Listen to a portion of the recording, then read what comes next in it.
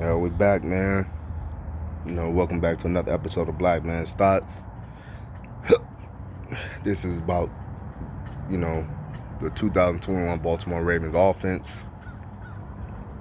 Let's start with the quarterback. You got Lamar in camp. When I went to the preseason practice, he definitely is throwing a better ball. I got a chance to talk to not Jamison Hensley, Clifton Brown. I met with Clifton Brown, got a chance to talk to him, and he let me know. He says it's been kept in-house, but Lamar Jackson did not work with Josh Harris this offseason.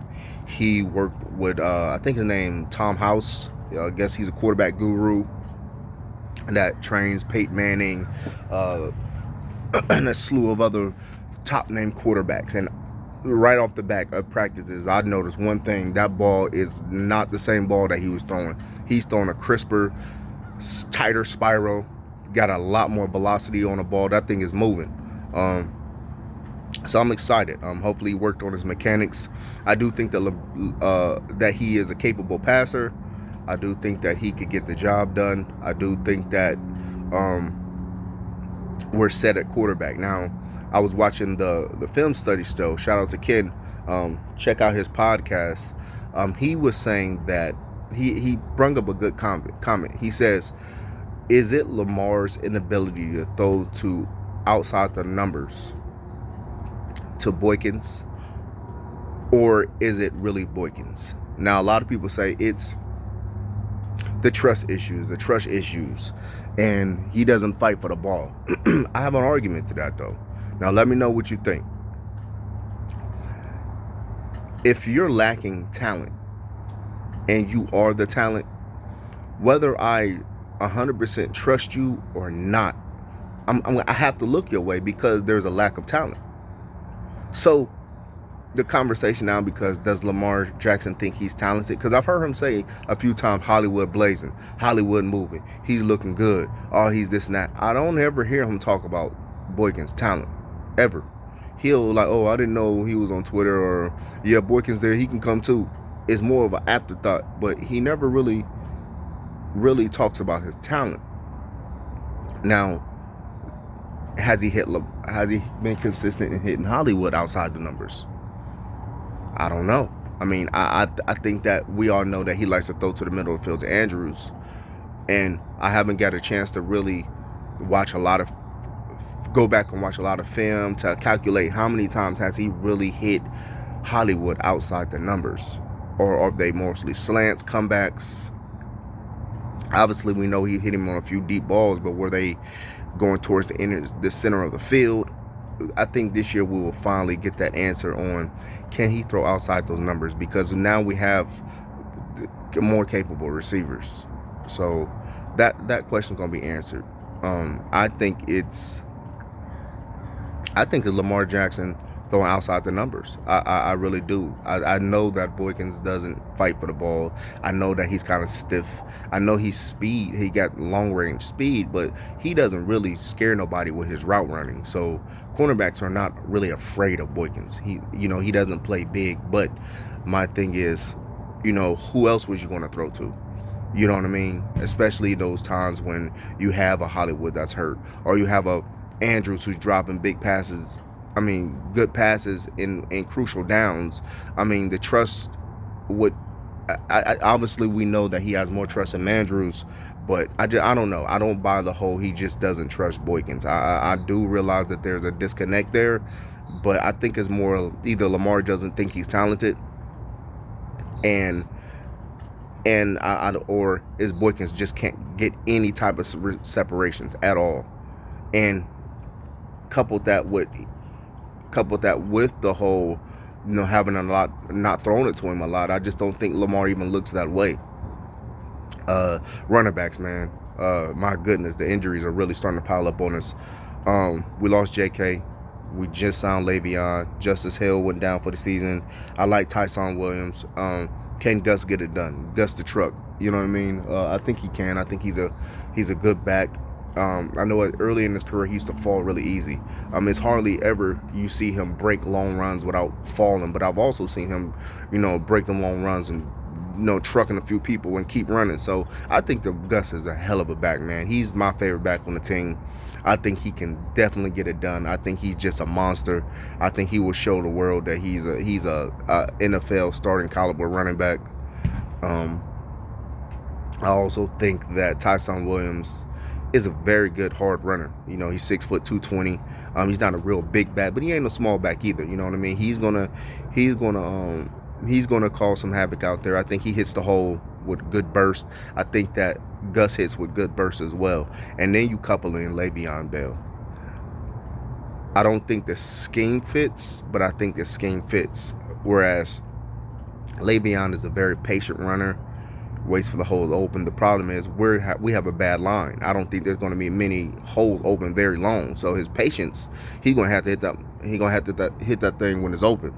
But the thing about Le'Veon is that he's like 6'1", 6'2", 220, 230, who can catch. He's not the like Top Billing said. Shout out to Top Billing. He's not the fastest one in the world, but he is quick. He's very quick, and he can catch out of this world. You know what I mean? And I think that's what they were missing in J.K. this year, someone who can be explosive out of the backfield as far as catching.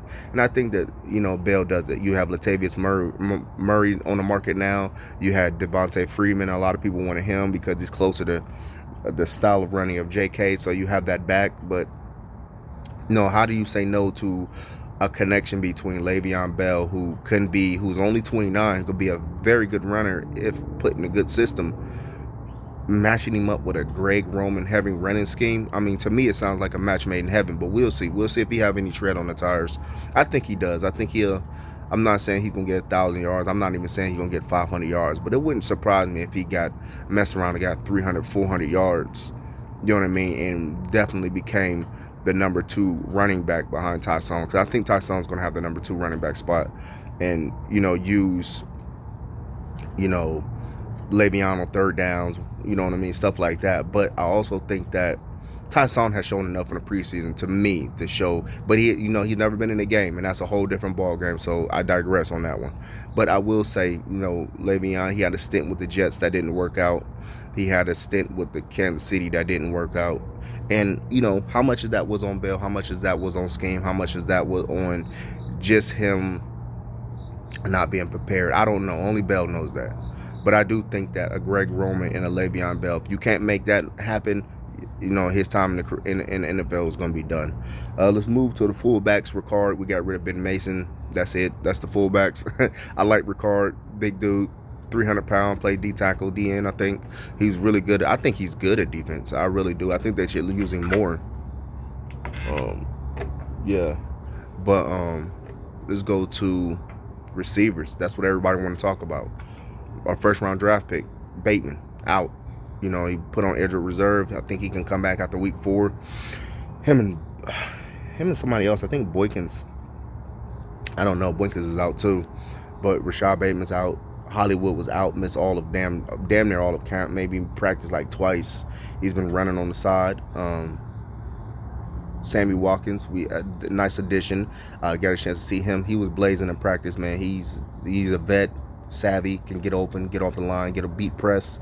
He can work all areas of the field, still have a lot of speed. Hollywood really has a good connection with Lamar has a really good connection with him. And talks glowing about him and his addition to the team and how he makes the offense so much easier. I expect big things from Sammy. I wouldn't be surprised if we send Sammy to a longer extension as well.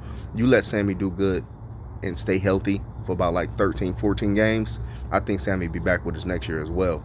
Hollywood, I do think that Hollywood is going to get a chance to really show who he is. I mean, for the first time, I don't think the team is going to be able to put a free safety and a cornerback to really spy on Hollywood, because now you have a Sammy. Now you have better receivers, more talented receivers. So I think it's going to cause free safeties, nickel cornerbacks, linebackers to start peeking their heads around to other players as well, allowing some crafty moves by our receivers getting open. And I do think the addition between the receiver coaches, I definitely help with separation. But I do think that Hollywood's in a big year, man. If he mess around, and I do think that they're going to capitalize off what they did towards the end of the season, get him more involved. I do think he's going to go over 100 yards receiving. 100 receptions. And I do think he's going to top 1,000 yards.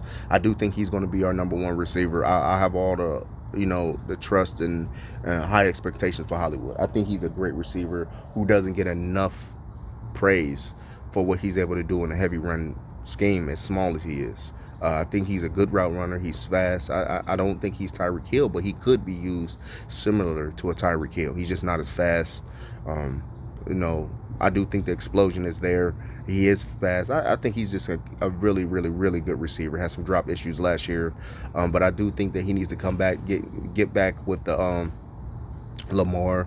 They talk about them working out in Arizona in off season and how that's helped, but it's nothing like that game time live action reps that he's missed in the preseason, that he's missed in training camp. Mandrews, the tight end. Stick with the receivers.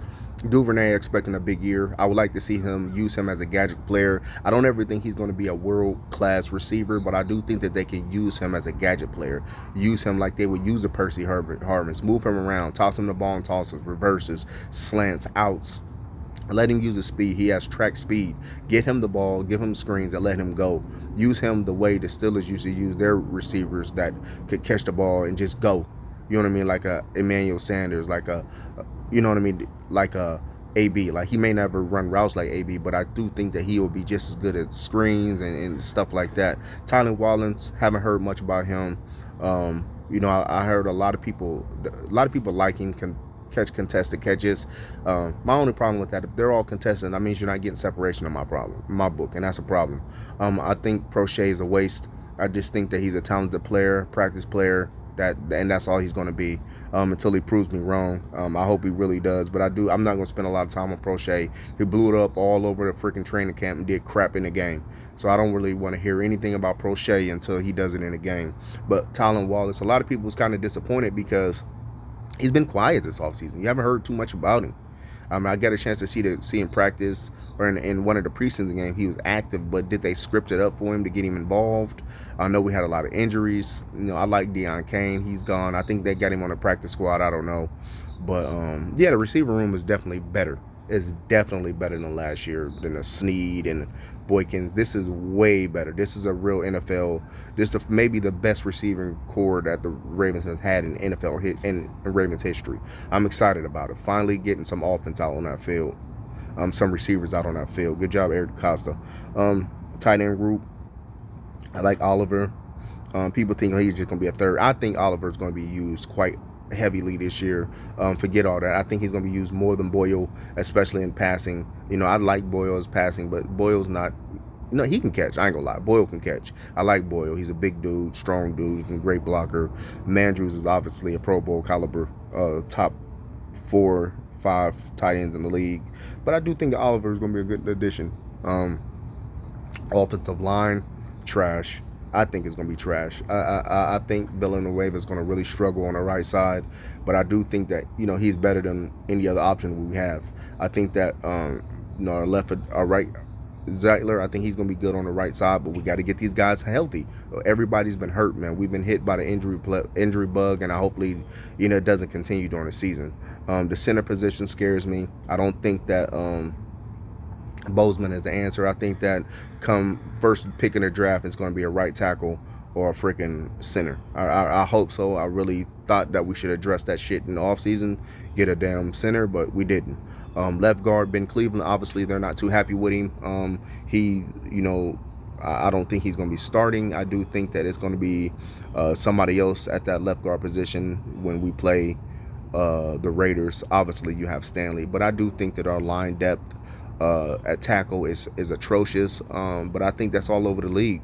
I do think that they need to put better emphasis on building up better quality linemen in the NFL, and hopefully they do so. I've heard that talk a few years ago that a lot of people were disappointed about the quality of linemen that's in the NFL. So hopefully they're finding ways to just get better training, better scouting, and just better preparation for these linemen, because I think there's a lack of depth. But that's your offense. That's your 2021 Baltimore Ravens offense. Like, subscribe, drop a comment. Let me know what you think.